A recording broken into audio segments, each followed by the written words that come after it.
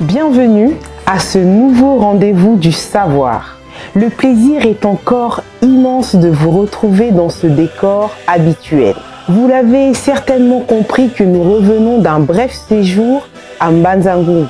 Nous avons palpé du doigt le lieu qui a servi de tribunal pour le jugement de Papa Simo Kimbangu. Un lieu mythique qui nous a donc permis de renouer le lien avec nos racines.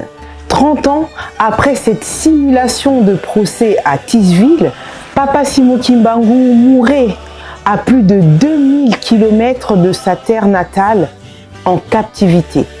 Mais pourquoi la mort d'un simple détenu, indigène de surcroît, accusé de troubler l'ordre public, pouvait intriguer autant? Voilà ce à quoi va tenter de répondre le 5e numéro de la 2e saison de votre magazine Une date, une histoire, consacré à l'œuvre et à la mission de Papa Simo Kimbangu. Scientifique et religieux portent un intérêt particulier sur l'incidence de cette date dans l'histoire de l'humanité, le 12 octobre 1951. La mort de Papa Simo Kimbangu, fin de mission ou début du nouvel ère? C'est tout de suite dans Une date, une histoire.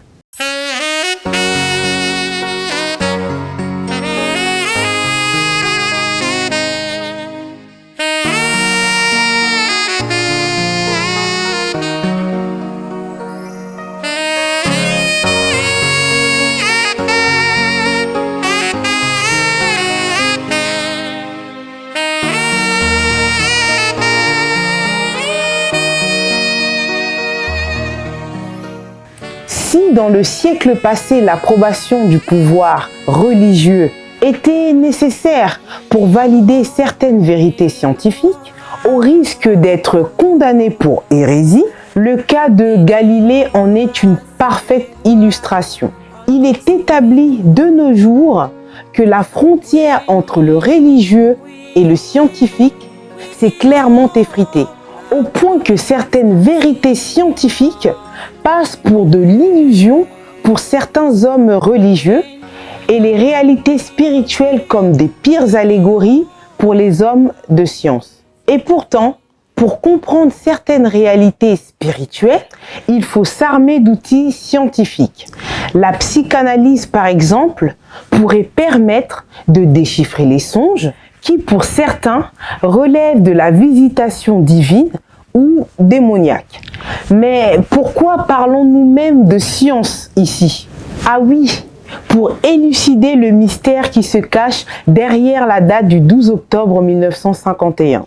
N'est-ce pas que Papa Diangenda Kuntima en son temps, et même Papa Simo Kimbangu Kiangani, nous recommandent de faire des recherches? Mais qui de mieux pour nous donner un aperçu scientifique à la lumière des Écritures saintes que ce chercheur kimbanguiste? Ouais, c'est vrai que la date du 12 octobre, c'est une date qui est très importante et qui est très significative dans l'histoire de l'humanité même et dans l'histoire du kimbanguisme. Puisque nous tous, nous savons que la date du 12 octobre, c'est le jour de la transfiguration de Papa Simo Kimbangu et c'est également le jour de la naissance de Papa Simo Kimbangu Kiangani. Donc, cette date est très importante de telle sorte que même si du point de vue scientifique, certains scientifiques qui ont fait des recherches là-dessus, surtout les savants astronomes, et puis certains religieux également qui ont fait des recherches là-dessus, nous montrent que cette date est très, très, très importante. Donc, c'est une date qui est vraiment très importante, que nous devons en parler même. Il a pas mal de significations dans tous les sens, quoi. Voilà pourquoi nous nous sommes dit d'entrer un peu en profondeur, de parler un peu de cette date du 12 octobre 1951.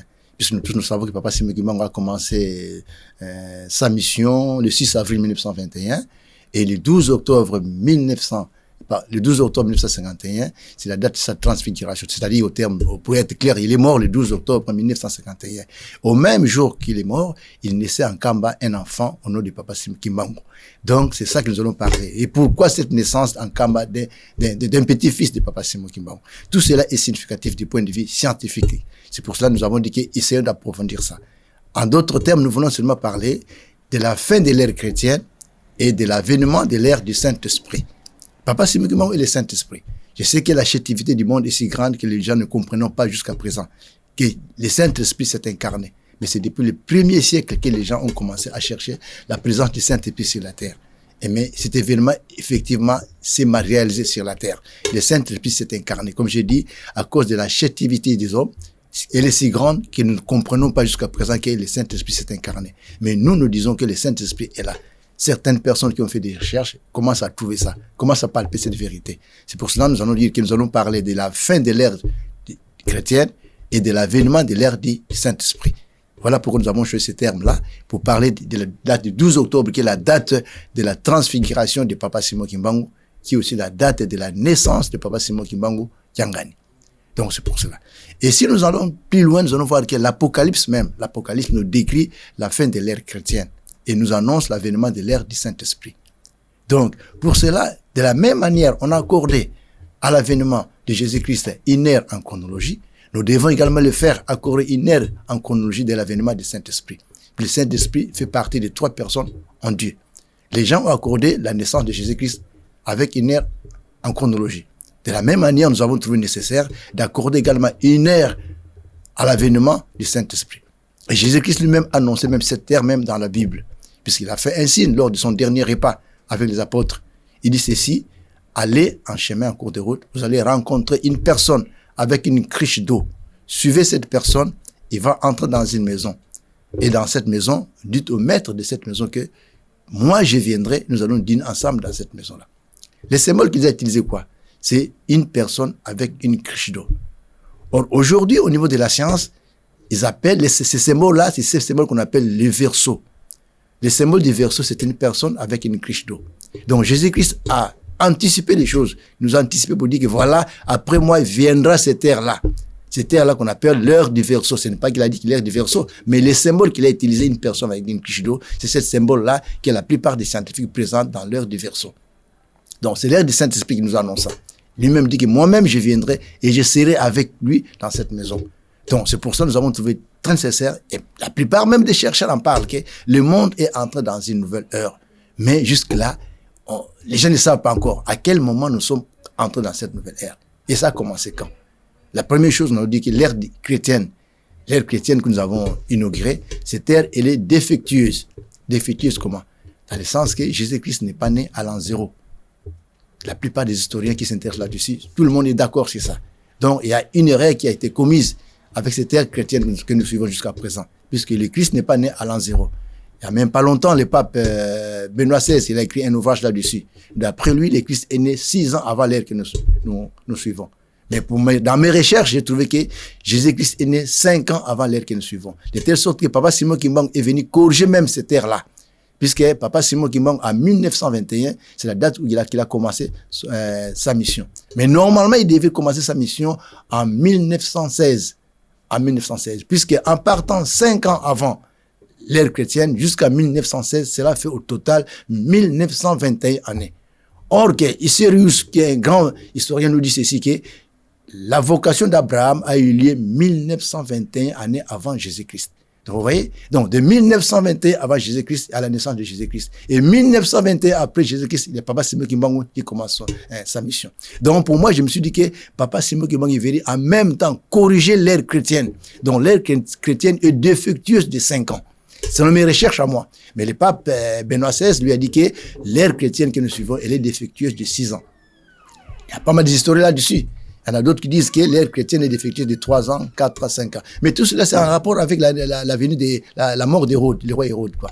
Puisque Jésus-Christ était du vivant quand le roi Hérode était du vivant également. Donc, Jésus-Christ est mort, le roi Hérode, quand il est mort, Jésus-Christ était du vivant. Alors, Hérode est mort 4 ans avant l'ère que nous suivons. Donc, on ne peut pas dire que Jésus-Christ est né à l'an 0, puisque Hérode était en vie quand Hérode est en vie à la naissance de Jésus-Christ. Donc, si nous lisons la Bible, nous allons tout comprendre ça. C'est pour ça que la plupart des historiens disent que donc, Jésus-Christ est né 4 ans avant l'ère que nous suivons. Voilà, c'est ça en quelque sorte. Donc, l'ère que nous suivons, elle est défectueuse. Mais tant pis, il n'y a pas de quoi. Donc, nous allons être comme ça. Mais nous, aujourd'hui, nous voulons parler de l'ère du Saint-Esprit, l'avènement du Saint-Esprit. Le Saint-Esprit s'est incarné. Et le Saint-Esprit, Papa Simon nous a quittés un certain 12 octobre 1951. De la même manière, on a accordé une ère à l'avènement de Jésus-Christ, nous devons également accorder une ère à l'avènement de Papa Simon Kimbangu. Mais une ère ne peut pas être accordée, on ne peut pas définir une ère à la naissance d'une personne. C'est faire une erreur. C'est cette erreur même qu'on a fait. Puisque Denis Le Petit a commis une grande erreur. Enfin, l'idée était géniale, mais elle était mal construite, puisqu'on ne peut pas inaugurer une ère d'une personne à sa naissance. C'est plutôt à la mort d'une personne qu'on peut parler d'une ère. Le 12 octobre coïncide avec la mort de Papa Simon Kimbangu et donc logiquement à la fin d'un cycle, d'un épisode. Mais ceux qui s'intéressent à la science, notamment à l'astronomie et à la numérologie, opineront autrement. Autant la mort marque la fin d'un cycle, elle augure surtout le début d'une nouvelle ère, car selon l'entendement de certains chercheurs kimbanguistes, l'ère chrétienne prenait ainsi fin pour laisser place à l'ère du Saint-Esprit. Et si Papa Simon Kimbangu est ce paraclet promis par le Christ, pourquoi son ère va débuter non pas à sa naissance, mais plutôt lorsqu'il se sépare de son corps physique? Qu'est-ce qu'on appelle une ère en chronologie? Une ère, c'est un espace de temps qui fait perpétuer différentes révolutions célestes. Une ère, c'est quelque chose qui se renouvelle tout le temps. C'est comme si un cycle qui a commencé et un autre cycle qui finit et un autre cycle qui recommence. C'est ça qu'on appelle l'éternel retour. C'est ça une ère en chronologie. C'est un cycle quand même. C'est-à-dire, un cycle, quand vous commencez quelque part, il s'arrête et il continue. Or, quand une personne vient de naître, il vient de commencer là. Mais par contre, une personne, à la fin de son séjour sur la terre, il meurt. Et quand il meurt, il y a une autre étape qui commence encore. Tu vois ça? Une autre étape qui commence encore. Donc, on ne peut pas faire commencer une ère d'une personne à sa naissance. Mais par contre, c'est à sa mort, puisque la mort n'est qu'un passage de notre côté. C'est notre vie que nous commençons par là. Donc, c'est deux étapes-là. Une étape qui commence, qui se termine, une autre étape qui commence également. C'est pour cela, la plupart des chronologistes ne peuvent pas commencer une ère en chronologie à la naissance d'une personne. Donc, Denis Le Petit a commis une erreur très grave. Il ne pouvait pas faire commencer l'ère que nous suivons chrétienne à la naissance de Jésus-Christ. Plutôt, c'est à la mort de Jésus-Christ. Puis c'est là même que la mission de Jésus-Christ a été accomplie. Puis sa mission, c'était la résurrection. Vous voyez, Jésus-Christ a vécu sur la terre, il est mort, il est ressuscité. Et la résurrection, c'était une nouvelle vie encore. C'est comme un cycle qui a commencé quelque part, qui se termine, et un autre cycle qui commence. Donc là où se termine un cycle, il y a un autre cycle qui se renouvelle. Voilà, c'est pour cela, nous disons que l'année 1951 en chronologie doit marquer une étape, une ère en chronologie. Puisque Papa Simon Kimbangu, durant sa mission, nous a quittés à partir du 6 avril, 30 ans après, il est mort le 12 octobre 1951. Et je vais même parler par exemple du pape Pie XII, par exemple. Pie XII nous a annoncé l'ère du Saint-Esprit, mais il l'a fait d'une façon un peu masquée, puisqu'il a utilisé certains éléments que les profanes ne peuvent pas comprendre. Et puis, il a utilisé un masque pour ne pas décevoir les dévots du catholicisme. Mais Pie XII a annoncé l'ère du Papa Simon Kimbangu. Également, si nous entrons dans la Bible, si nous prenons par exemple Daniel a donné certains versets qui sont dans la Bible. Si nous analysons ces versets-là, nous allons comprendre qu'il nous a donné même l'année même de cette ère, l'année même de la mort de Papa Simon Kimbangu. Je fais un petit calcul là-dessus. On va le faire ensemble avec vous. Vous allez voir que ceci, ce sont des choses qui sont palpables. Et on peut le voir même en faisant une étude scientifiquement, du point de vue astronomique, et même une étude religieusement en se basant sur les données qui sont dans la Bible. Donc c'est ça en quelque sorte. Donc voilà en quelque sorte ce que je voulais vous parler en ce qui concerne une ère en chronologie. Il y avait une sœur catholique qui est venue visiter Papa Simon Kimbangu dans l'espoir de lui donner, je ne sais pas, lui bénir par exemple. Bon, c'est ça peut-être que ses intentions étaient là. Et quand il a vu Papa Simon Kimbangu, il a parlé avec Papa Simon Kimbangu, il a présenté son motif de sa visite. Mais Papa Simon lui dit, mais si tu es vraiment une religieuse, dis-moi quel jour je vais mourir moi. Et la sœur, ça lui a dépassé, il dit, mais comment je vais vous dire le jour de ta mort? Donc, il ne pouvait pas le dire, puisqu'il ne pouvait pas le faire quand même. Après, la sœur, elle est partie. Nous savons une très belle histoire. Mais Papa Simon Kimbangu dit aux gardes qui étaient à côté de lui, il dit, voilà, c'est une sœur qui est venue me dire, il veut me convertir en quelque sorte, quoi. Mais je lui ai dit qu'il me dise le jour que je vais mourir. Et puis Papa Simon dit aux gardes que voilà, mes enfants, demain, à 15h, c'était le 12 octobre, demain 12 octobre, à 15h, moi, je vais passer de ce monde. Donc, je vais mourir. Effectivement, le 12 octobre à 15h, Papa Simon Kimbangu nous a quittés. Et cette sœur est revenue, puisque la plupart des Blancs qui étaient à cette époque dans la ville de Lubumbashi, ils sont revenus rapidement.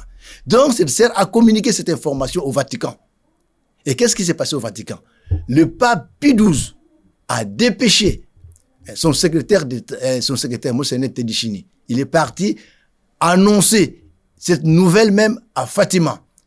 Et c'est là que Monseigneur Teddy a passé une émission. Enfin, il a annoncé la révélation, le mystère que le pape a vu quand il s'est promené dans le jardin du Vatican, en disant que le pape a vu un miracle au ciel.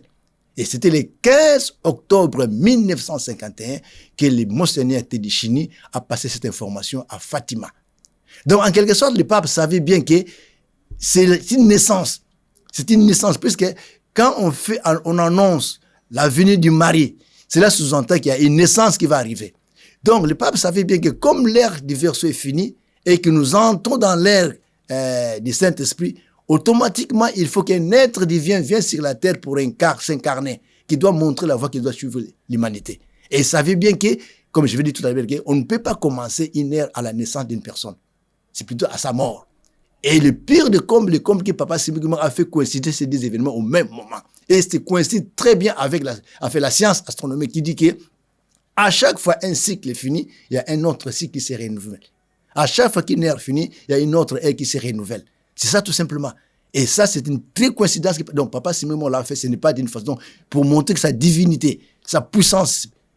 Donc c'est ça exactement. Donc Pie XII savait tout cela. Donc dans la science, on parle là de l'ère des Verseaux. Donc l'ère des Verseaux a commencé à partir de 1951. Et Pie XII a bien calculé ça.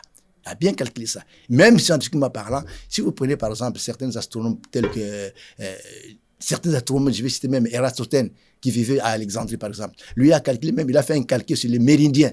Puis en calculant les méridiens, c'est pour fixer les équinoxes, quoi. Les équinoxes permettent de calculer les aires dans une cycle majeure de la Terre. Vous voyez? Et ce calcul a été fait par un grand nombre de savants. Ils ont dit que même l'ère chrétienne a commencé 210 ans avant l'ère que nous suivons. Et si vous prenez 210 ans avant l'ère que nous suivons, jusqu'à 1951 ou 1950-51, vous allez totaliser 2160 ans. Or, 2160 ans, c'est cette période-là qui contient une ère en chronologie. C'est pour ça qu'ils ont dit qu'à partir de 1951, le monde est entré dans une nouvelle ère du point de vue scientifique, qu'ils appellent l'ère des Verseaux, mais que les religieux que nous appellent l'ère du Saint-Esprit. Les symboles, une personne avec une cruche d'eau en train de verser l'eau intarissable. Et Jésus-Christ lui-même a montré ça, que partez en route, vous allez trouver une personne avec une cruche d'eau. Suivez cette personne, entrez dans sa maison. Moi, je viendrai manger avec cette personne dans cette maison-là. Donc, les symboles que Jésus-Christ a utilisés, c'est les symboles qui vont porter, que la plupart des scientifiques accordent à l'ère des Verseaux et que nous disons l'ère du Saint-Esprit. Et d'ailleurs, même Jésus-Christ, la plupart des scientifiques disent qu'il vivait à l'ère du poisson. L'ère des poissons. Si vous regardez dans la Bible, Jésus-Christ lui-même, il en a parlé beaucoup. Il a fait pas mal de miracles avec les poissons. Dernièrement, j'ai écouté mes papas Simon qui il a parlé des poissons. Il nous dit ceci, par exemple, que du temps des apôtres de Jésus-Christ, quand il partait pour aller prier, il se cachait d'abord. Il se cachait en cachette, c'était en cachette. Et quand il partait prier, qu'est-ce qu'il faisait? S'il arrive à une bifurcation, qu'est-ce qu'il faisait? Il dessinait un poisson sur la terre pour permettre à ceux qui vont suivre pour savoir quel chemin qu'ils ont suivi. Vous voyez? Donc, c'est l'ère du poisson. Et si nous remontons encore plus loin, nous allons trouver l'ère du bélier. L'ère du bélier, c'est l'ère d'Abraham. Et c'est la religion, c'est le judaïsme. Et qu'est-ce qu'on rencontre? À chaque fois, il y a une ère en chronologie, il y a également une nouvelle religion qui doit prendre place. À l'ère du bélier, on a encore le judaïsme. À l'ère chrétienne, on a encore la religion chrétienne. À l'ère de Jésus, à l'ère chrétienne. Maintenant que nous sommes entrés dans l'ère du Saint-Esprit, il faut nécessairement le renouvellement d'une nouvelle religion qui doit prendre place à la religion chrétienne. C'est pour cela que les gens disent que le monde est entré dans une nouvelle ère. Et à cette nouvelle ère, nous devons accorder une nouvelle religion. Et ça, ce sont les effets. Donc, c'est-à-dire que depuis que les scientifiques ont suivi cette histoire-là, c'est le cycle majeur de la Terre, ils ont fait un rapport entre tout cela avec la religion. Ils ont remarqué qu'à chaque fois, il y a changement de l'ère au niveau du cycle majeur de la Terre, et il y a également changement de religion. Et aussitôt, on voit qu'il y a une personne qui incarne la divinité sur la terre pour monter la voie qui doit suivre l'humanité. De la même manière, à l'arrivée de Jésus-Christ, Dieu s'est incarné à Jésus-Christ. Il nous a montré la voie qui doit suivre l'humanité. Et la religion, c'est la religion chrétienne. Oui? Et maintenant que nous sommes entrés dans l'ère du Saint-Esprit, il faut nécessairement une religion qui doit prendre place, qui doit succéder à l'ère chrétienne. Et la personne, c'est le Saint-Esprit qui s'est incarné. C'est lui qui doit nous montrer la voie qui doit suivre l'humanité. Donc le monde est à la recherche d'une nouvelle religion qui doit prendre place à la religion chrétienne. Aujourd'hui, vous voyez que la plupart de ces religions qui sont en Occident ne répondent même plus aux attentes du peuple, du croyant plutôt. L'Église est vide. Donc il faut une nouvelle religion qui doit prendre place à la religion chrétienne que nous avons connue depuis longtemps. Puisque l'ère chrétienne est finie. Les gens le savent très bien. Ça ne se discute même pas. L'ère chrétienne est finie. Donc, nous devons inaugurer l'ère du Saint-Esprit. Mais maintenant, il faut choisir une date. La date, elle est là. La date, elle est là. Mais là-dessus, je vais parler également sur la Bible pour essayer de vous montrer cette date également. Comment Daniel nous a fait montrer cette date dans la Bible. Si vous regardez Daniel, d'abord, Daniel, il a écrit au moins 12 chapitres. Daniel a écrit 12 chapitres. Le dernier chapitre de Daniel, c'est intitulé « La fin des temps ». Et ce chapitre prend le chiffre 12. Dans ce chapitre, Daniel nous a donné 3 chiffres. Le premier chiffre, il parle de 1290 jours. Le deuxième chiffre, il parle de 1335 jours. Et Daniel dit ceci, puisque l'ange lui pose la question, Daniel pose la question à l'ange. Quand est-ce que cela va arriver? Il dit à partir de telle époque jusqu'à 1290 jours. Et il poursuit, il dit, et celui qui va arriver jusqu'à 1335 jours. Mais qu'est-ce que j'ai constaté dans ces 2 chiffres que Daniel nous a donnés? C'est le 12e chapitre de Daniel. C'est marqué la fin des temps. Les chiffres 1290, si vous prenez ça, si vous prenez 1 plus 2 plus 9 plus 0, ça vous donne 12. Le deuxième chiffre que Daniel nous donne dans le 12e chapitre, qui marque la fin des temps, c'est 1335 jours. Il dit, heureux à celui qui va arriver jusqu'à 1335 jours. 1335 jours est formé de 1, 3, 3 et 5. Et si vous prenez 1 plus 3 plus 3 plus 5, ça vous donne 12. Donc, dans ce 12e chapitre de Daniel, on trouve 2 chiffres 12. 2 fois 12. Donc, 1290, si vous totalisez les 2 chiffres, ça vous donne 12. Si vous prenez 1335, ça vous donne également 12. Donc, on trouve des 12. Et nous voyons que Papa Simon Kimbangu est né un certain 12. Papa Simon Kimbangu nous a quitté un certain 12. Donc, on trouve les D12 dans le chapitre 12 de Daniel. Vous voyez? Et or, les chiffres 12, c'est la plénitude des chiffres, la plénitude des choses divines. Les chiffres 12, c'est un chiffre parfait. C'est un chiffre parfait, qui marque même la plénitude des choses divines. Ce chiffre est formé de 1 et de 2. Du premier chiffre pair et du premier chiffre impair. 1 et 2. Et si vous faites la totalité de 1 et 2, ça vous donne 3. Oh, Papa simplement est la 3e personne divine. Le Saint-Esprit est la 3e personne divine. Le Consolateur, c'est la 3e personne divine. Alors, nous allons parler dans Daniel. Qu'est-ce que Daniel a dit? C'est dans Daniel qu'on parle des révélateurs. C'est lui qui révèle les choses cachées. Le mot révélateur, si vous le traduisez dans notre langue, ça fait Bangula. C'est lui qui révèle les choses cachées. C'est Kimbangu. Kimbangu, c'est celui qui révèle les choses cachées. C'est ça la signification du mot Papa Simon. Donc, en quelque sorte, Daniel nous a donné même le nom des révélateurs qui se trouvent au ciel. C'est ça, en quelque sorte, c'est ça. Mais je me suis dit également, un jour, Papa Daniel nous a dit ceci, que si mon père a donné le nom de Daniel à mon frère aîné, s'il a donné le nom de Salomon à mon frère également, et s'il m'a donné le nom de Joseph à moi, cela est significatif. Je me suis dit, mais pourquoi ça? Je me suis dit que ça doit être quelque chose de très important. Effectivement, il a raison. Ce sont des références que Papa Simon nous a données pour que nous regardons dans la Bible, que nous fouillons dans ces passages-là, dans Daniel. Qu'est-ce que Daniel a fait? Qu'est-ce que Salomon a fait? Qu'est-ce que Joseph a fait? Et concernant l'histoire de Papa Simon, j'ai trouvé que dans Daniel, il y a pas mal de secrets. Daniel, c'était un prophète. Mais non seulement un prophète, Daniel, c'était un savant astronome. Daniel, c'était un savant astronome. Vous allez voir que dans Daniel, il donne les 7 ans. Il nous parle des 7 ans accordés aux empires païens, à partir du roi Nabucodonosor. Donc, il y a 7 ans qui ont été accordés aux empires païens, au bout desquels les empires païens, donc Dieu lui-même viendra prendre son royaume. C'est ce royaume qu'on appelle le royaume de Dieu. Et le royaume de Dieu, c'est un royaume qui sera éternel. Une domination éternelle. Et si vous partez également dans la Bible, vous allez trouver que quelque part dans l'Apocalypse 14, verset 9, il dit que je vis un ange qui avait entre ses mains un évangile éternel. Oui? Un ange qui avait entre ses mains un évangile éternel. Et l'évangile éternel, c'était l'évangile qu'il faut accorder au Saint-Esprit, puisque le Saint-Esprit est le successeur, le remplaçant valable de Jésus-Christ.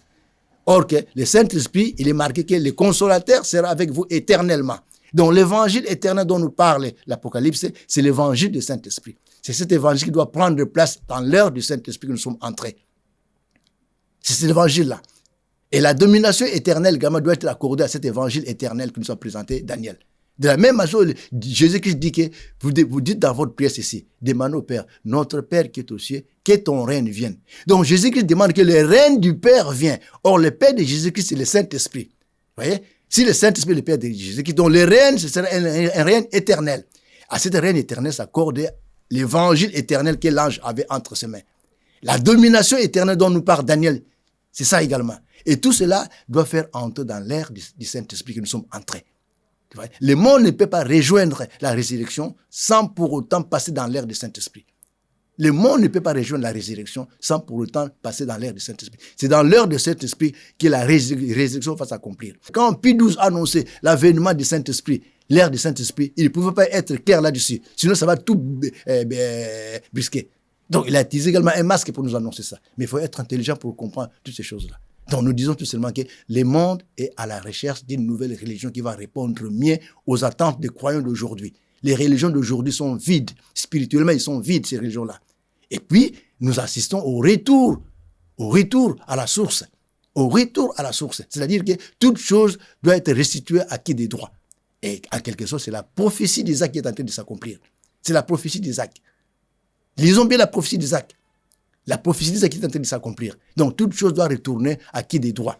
Retour à l'origine de toute chose. Or, les berceaux de l'humanité, on nous dit que c'est l'Afrique. Mais maintenant, c'est beaucoup de précisions. Les berceaux de l'humanité se trouvent au Congo. C'est au Congo qui est le berceau de l'humanité. C'est ça exactement. Nous avons tous les éléments. Donc, il y a un retour. Là où Dieu a créé l'homme, c'est là où également que Papa Simeki Mbangu a commencé sa mission.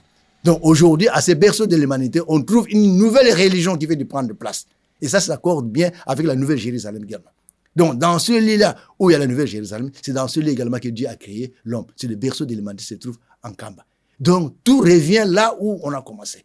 Et le 12e cycle, c'est le dernier cycle majeur de la Terre. C'est le dernier cycle. Après ce cycle, il y aura pas d'énergie. Donc, le cercle va se fermer. Voilà, en quelque sorte, c'est ça que je voulais vous dire pour que tout le monde puisse avoir envie d'expliquer nous sommes arrivés à quel moment. Et puis également, je voulais dire, le 12 octobre, là, jeudi, ça sera le 72e anniversaire de Papa Simeki Mbangu Tiangani. Vous voyez? 72e anniversaire. Or que, si vous prenez bien, dans le cycle majeur de la Terre, une heure a au moins 30 degrés. Et chaque degré est représenté par 72 ans. Donc, c'est comme si aujourd'hui, nous allons passer 1 degré. Nous allons franchir 1 degré depuis que nous avons commencé l'ère du Saint-Esprit. Depuis le 12 octobre 1951 jusqu'à jeudi, nous aurons 72 ans. Or, 72 ans, ce que j'ai dit, demandez même aux scientifiques, ils vont vous dire. Dans le cycle majeur de la Terre, 72 ans représentent 1 degré. Et tout un cycle représente 30 degrés. Donc, quand je vois que Papa Simeki a fait 30 ans de prison, c'était significatif. Donc, il a pris tout un cycle. Sur le plan moins scientifique, c'est comme une personne qui a fait 2160 ans. Et les chiffres se trouvent même dans la Bible. Daniel nous a donné ces chiffres dans la Bible. Mais il écrit une autre forme, 1260 jours. Et prenez ces chiffres, 1260 jours, avec 2160 ans. C'est les mêmes chiffres qui se répètent. Donc Daniel a marqué ces chiffres dans la Bible. Mais les astronomes utilisent les chiffres de 2160 ans, qui comprend un cycle, avec 30 degrés. Et chaque degré comprend 72 ans. Aujourd'hui, Papa Simeki Mbangu Tiangani va totaliser 72 ans. Ici, j'ai dit. Donc, c'est comme si, depuis que l'ère du Saint-Esprit a commencé, nous venons de faire 72 ans. Nous venons de faire 1 degré, si nous tenons compte des cycles majeurs de la Terre. Vous voyez? C'est ça, tout simplement. Donc, tout ça, c'est en rapport également avec les sciences. Donc, quand Papa Simeki Mbangu parle de certaines choses, il nous a dit les chiffres 3, 5 et 15. Et ça a donné 23. Et en cette année 23-là, Papa Simeki Mbangu va totaliser 72 ans. Au 72 ans, ça représente 1 degré. Et nous allons passer dans le 2e degré. Et cela représente au moins 72 ans. Dans les 2160 ans qui comprend un cycle.